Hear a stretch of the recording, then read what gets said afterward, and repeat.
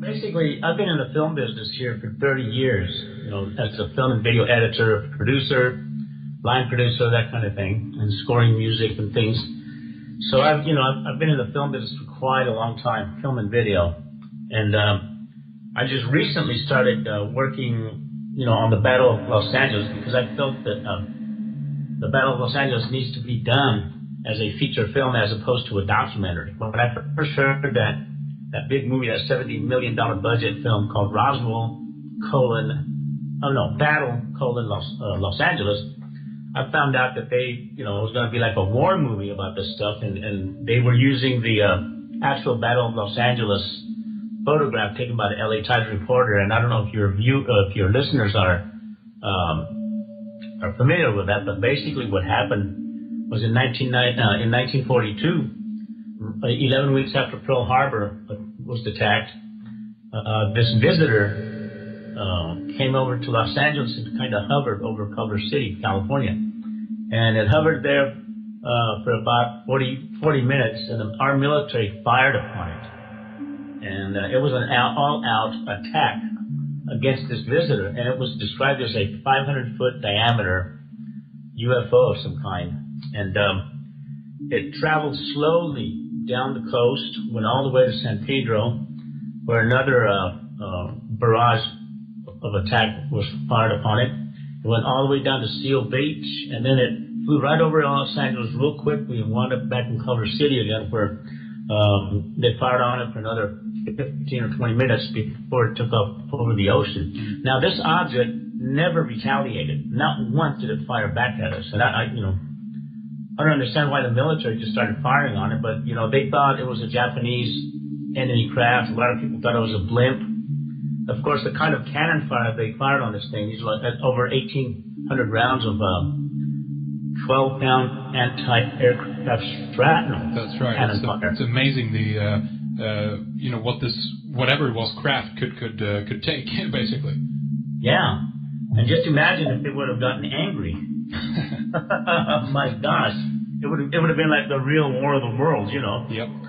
But this movie has to be done, and I've been interested in making this movie ever since I started producing UFO: The Greatest Story Ever Denied back in 2001, because it was at that time that I started doing research about all the UFO cases and everything else, and I happened upon this one, the Battle of Los Angeles, and I hadn't heard about it at that time, And this story would not even be out had it not been for the Freedom of Information Act.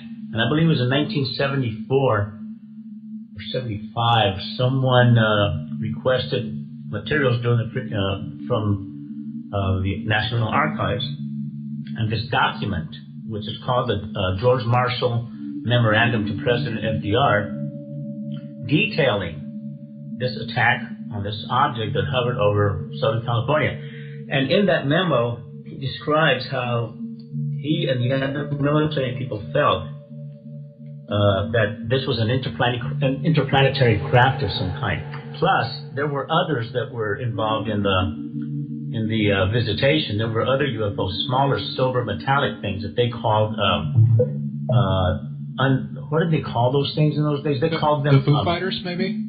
Something like well, no, not during this event. They called them non-conventional aircraft.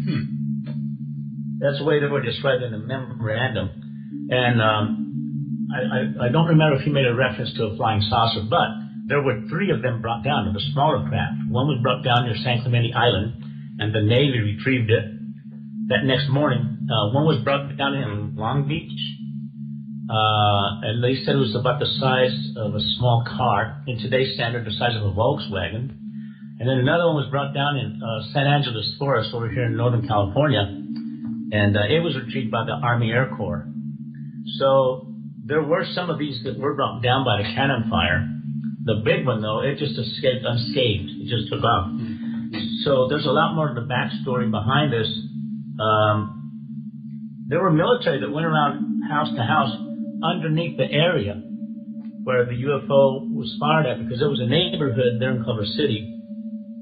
And they went around house to house getting people to sign a document for national security, telling them that they should not mention anything about this incident until after World War II was over.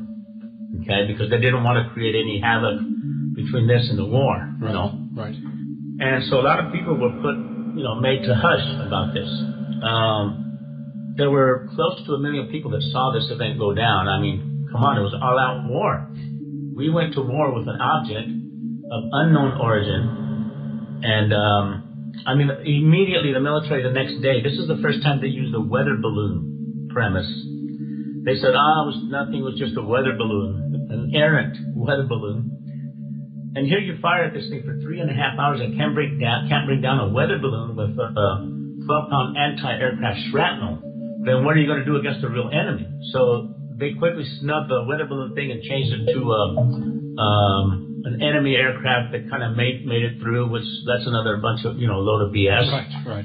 And I mean, and it made our Army guys get pretty aggravated, because here the Navy is saying, they just had war nerves, they were firing at nothing, and that's not true. And so there was a lot of ruckus behind this event. I mean, how would you take it if you were woken up about 2:30 in the morning to cannon fire, and you go outside and right there near your neighborhood there's this huge glowing object with searchlights on it, and you're seeing it get hit, direct hits, shrapnel's raining down. I mean, the shrapnel did more damage to the neighborhood below than it did to the craft. That's right. There were trees, house roofs, there were cars set afire. A few people died, actually. There was in Beverly Hills. I mean, they were looking up at the sky as this object flew right over Beverly Hills. And the sirens were going, and then, it was a lights out thing, and people got run over. A policeman got run over by a car, because people were looking up and not paying attention where they were going. So, there's a lot of stuff that happened, and who knows how many more deaths occurred. It's just that there was a big hush put on the whole event. There was a big hush put on the whole event.